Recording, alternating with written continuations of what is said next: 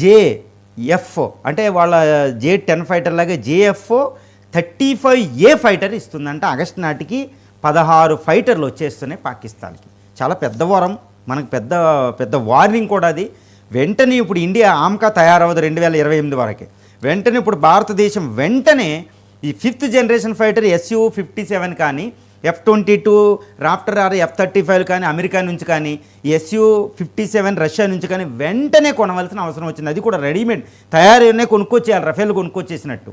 ఇంత ప్రమాదం అంటే చూడండి, చైనా పాకిస్తాన్కి ఇచ్చిన వరం భారతదేశానికి ఎంత ప్రమాదం అయిపోయింది. ఎందుకంటే ఏదో టైంలో మళ్ళీ భారత పాకిస్తాన్లకు వచ్చిన ఫ్లేర్ అప్ అయ్యి టెర్రరిస్టులు అటాక్ జరిగి యుద్ధం వచ్చింది అనుకోండి, ఈ F-35A పొరపాటున పాకిస్తాన్లో ఉందనుకోండి, మన రఫేల్ ఎట్టి పరిస్థితుల్లో పనిచేయవాలి. ఎందుకంటే అది 5th జనరేషన్ ఫైటర్.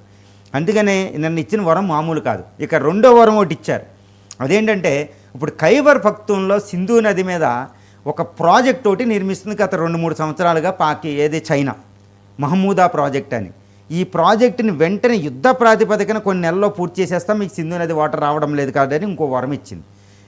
ఈ వరం వెనకాల ఉన్న ఒక విషయం ఏంటంటే, సింధు నది జన్మస్థానం అనేది ఎక్కడుందండి? టిబెట్లో, చైనాలో ఉంది. ఒక రకంగా చెప్పింది ఏంటంటే, సింధు నది భారతదేశం ఇవ్వడం ఏంటి, భారతదేశానికే సింధు నది ఎలా ఇవ్వం మీకు ఇవ్వకపోతే అని మాట్లాడుతుంది చైనా.